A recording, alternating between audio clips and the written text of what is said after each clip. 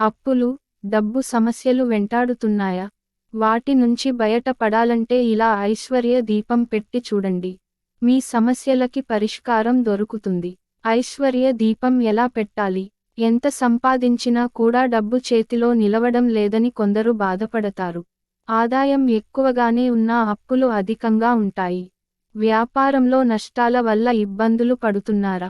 బాగా సాగుతున్న వ్యాపారం ఒక్కసారిగా పడిపోవడం వంటివి ఎదురవుతున్నాయా? ఎంత సంపాదిస్తున్నా అప్పుకి వడ్డీలు కడుతూనే ఉంటున్నారా? అయితే ఈ పరిహారం పాటించి చూడండి. మీ ఆర్థికపరమైన అన్ని సమస్యల నుంచి విముక్తి లభిస్తుంది. అదే ఐశ్వర్య దీపం. ఇంట్లో ఐశ్వర్యం నిలవాలంటే ఐశ్వర్య దీపం పెట్టి చూడండి. మీ సమస్యలన్నింటికీ పరిష్కారం లభిస్తుంది. ఐశ్వర్య దీపం అంటే ఉప్పుతో పెట్టేది.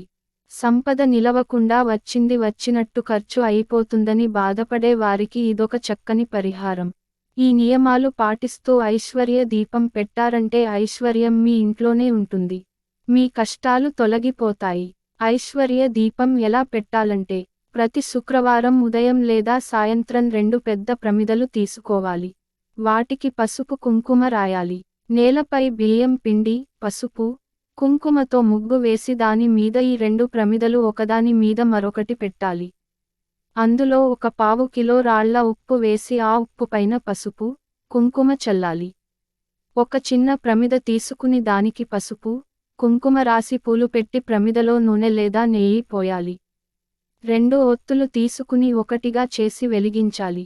దీపం శ్లోకం చదవాలి. పళ్ళు, పాలు, పటిక బెల్లం, కొబ్బరికాయ ఏదైనా నైవేద్యంగా పెట్టి లక్ష్మీ వెంకటేశ్వర స్వామి స్తోత్రం చదవాలి. కనకదార స్తోత్రం కూడా చదివితే మంచిది. శుక్రవారం దీపారాధన చేసిన తర్వాత శనివారం రోజు ప్రమిదల్లో పోసిన ఉప్పు తీసి ఎవరూ తొక్కని ప్రదేశంలో పోయాలి. లేదంటే నీటిలో కలిపి మొక్కలకి పోసుకోవచ్చు. అవకాశం ఉన్న వాళ్ళు ఆ ఉప్పుని నదిలో కలుపుకోవచ్చు. ప్రమిదలు మాత్రం ప్రతివారం అవే వినియోగించుకోవచ్చు. ప్రతి శుక్రవారం ఇలా ఉప్పు మీద దీపం వెలిగించి శనివారం రోజు ఉప్పు తీసేయాలి. ఇలా 11, 16, 21 లేదా 41 శుక్రవారాలు పాటించాలి. ఈ ఉప్పు దీపం ఇంటికి ఈశాన్య మూల పెట్టడం వల్ల మంచి ఫలితం పొందుతారు. 41 శుక్రవారాలు ఉప్పుతో దీపం పెట్టడం వల్ల ఆర్థిక ఇబ్బందులు తొలగిపోతాయి. ఈ తీసేసిన ఉప్పు సింక్ నీటితో కలిపి పారేయవచ్చు. ఈ పరిహారం పాటించడం వల్ల సమస్యలు తొలగిపోయి మంచి రోజులు మొదలవుతాయి.